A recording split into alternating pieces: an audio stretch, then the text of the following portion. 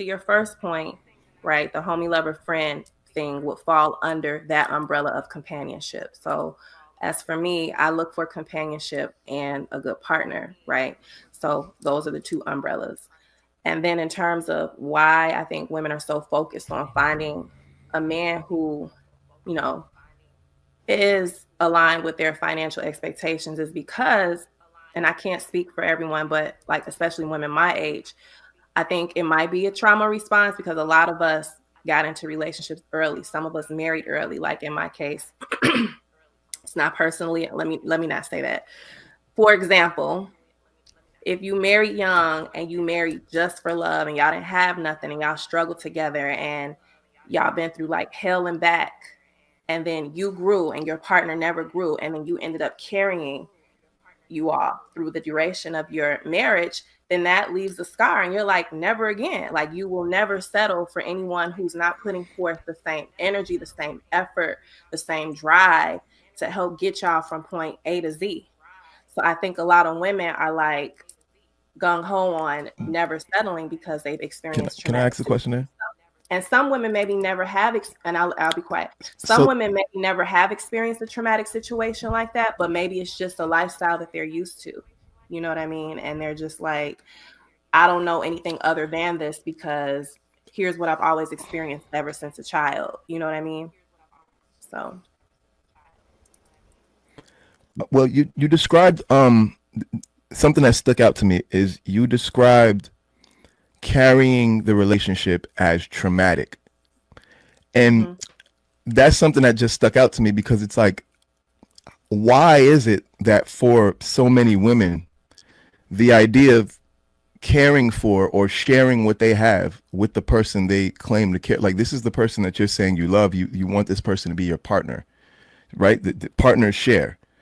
Why is it that whenever it comes to the portion of the relationship where women have to share with their partner, it seems as though it's traumatic to them, right? Because you just described people who you Every just described the scenario is woman not traumatic, but outgrowing her partner, and what outgrowing typically means, but outgrowing typically means making more money, right? So she outpaced him financially, right? And so now she's making more money, and the extra that she's making, she now has to share it, or may have to consider sharing it with the person that's her partner, the person who, that's what you do with a partner, right? So I just don't get it, because when men have to share with their partners, it's never really considered like, that's considered the thing to do. That's what you're supposed to do. But whenever there's a situation where the women who are asking for partnerships have to then share with said partners, it's like, oh, well, that's traumatic. Oh, I wasn't cared for properly. I wasn't loved. But if we're a unit, then what's yours is mine and what's mine is yours anyway, right? right. And you know what? I left out a very important thing that was in the back of my head. And I can't speak for everyone, but for me, when I say something, that's traumatic because if you're carrying your marriage and then you're also being cheated on, lied to, and going through hell and back in other areas, then yeah, you don't want to take the chance of going through that with another person who can't even like meet you where you're at in all the other important financial areas. And when you're getting into a relationship, you don't know whether or not you're going to be cheated on at any point in time. So it's like, at least you want to make sure that that person is a good partner. That way, if the cheating or the lying and all the other BS comes up, it's not like you have to deal with a broke situation and infidelity. That's just a very specific situation. I mean, other women, again, might put a lot of weight on the financial piece just because money is important, you know what I mean? And you don't want someone who can't help you, like I said, get from point A to point Z. So Okay. Let that's me get the part though. Kelly and he can now. Can you run the clip again, please? All right. Do a lot if we really feeling you. It's the ones we don't like. We make them do it all. So you ain't like your husband.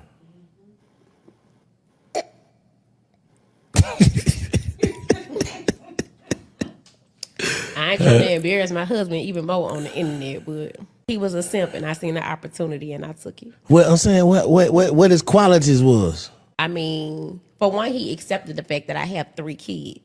So you got 3 kids too? I have 3 children. And a nigga supposed to come with the bag? They supposed to come. And that's why you have to have a bag. Yeah.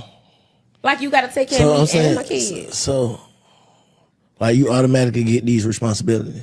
Yes. Stop playing. I'm not playing. And how many niggas doing this? I have between 2 or 3.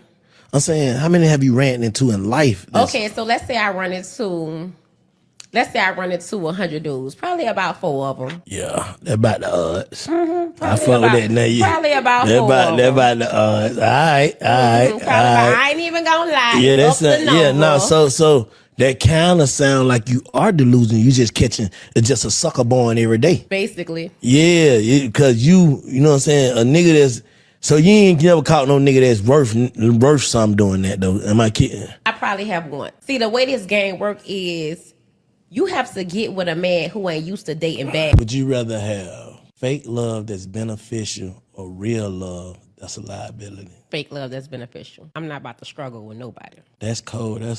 You have fake love. Would you rather have fake love that's an asset or real love that's a liability? Give me the asset. Damn, that's cold. You know everybody probably think like that. I'm sure they do. Especially women. We won't be taken care of. So you can know the nigga faking you out. Yes. Instead of having a liability nigga. Nah, that's cold. I don't. What you think, Sha? What you think? Fake me out. I ain't no believer in struggle love, baby. We too grown for that.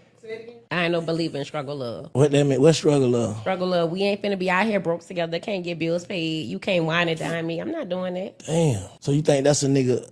So what we gonna get? All right, if we weren't struggling, me and you in a relationship right now, what I get? You gonna get my time, my attention, my support, good sex. And that's worth what? That's worth everything. That's worth you Who financially said taking that? care of me. What? Time, support, and good sex. Go ahead, Miss Kelly J. All right. So one of the first things she said was that she didn't like him. Okay. So that's one. She said she saw the opportunity and she took it. That's 2. At the same time, this man decided to marry her. So I'm sure he knew what his job was. I'm sure she didn't hide any of these things that she required. So my thing is, it takes 2. I'm sure she didn't put a gun to that man's head and say, marry me and take care of me and do all these things that I require. I feel like he did it because he wanted to. She seemed to be very transparent on her needs, wants, and desires. So I think it's 2 people in that situation. You know, I guess she decided to leave him. So that's just the outcome of it. That's what happens when you marry a woman like that. I feel like we all have a right to choose what we want to choose. I'm not saying that her choices are the best, but like she said, she doesn't want struggle love. I don't think any woman wants struggle love. I don't think any grown woman that can provide for herself wants struggle love, because at the end of the day, you can take care of yourself.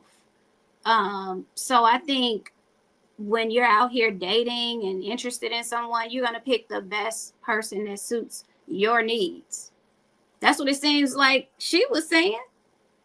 She also said the fake love is beneficial. So her whole relationship seemed to be fake or just based on her likes, what she wanted, not about what he needed. But she said what she had to provide was time, attention, and good sex. Maybe that was all he needed. That's my thought. I've heard people mention the struggle love. What is struggle love? Well, she said she didn't want to be out here broke, bills not getting paid. I don't know what else, but that seems like a struggle. If you're with someone and the both of you can't do the things that need to be done, like the things like car notes, mortgages, or rent, food, gas, the basic needs, I guess. Oh, well, she said wine and dine too, so there's that. But I guess that's struggle love. If she's not getting those things that she wants, that's how she defines struggle love. It had to do all with finances. nothing else. Yeah, which is why Cloud, she definitely doesn't reflect what I was saying, because she even said she would prefer fake love, you know, any day as long as it was an asset. But I think the perfect situation would be real love, you know, real connection, companionship, and a good partnership.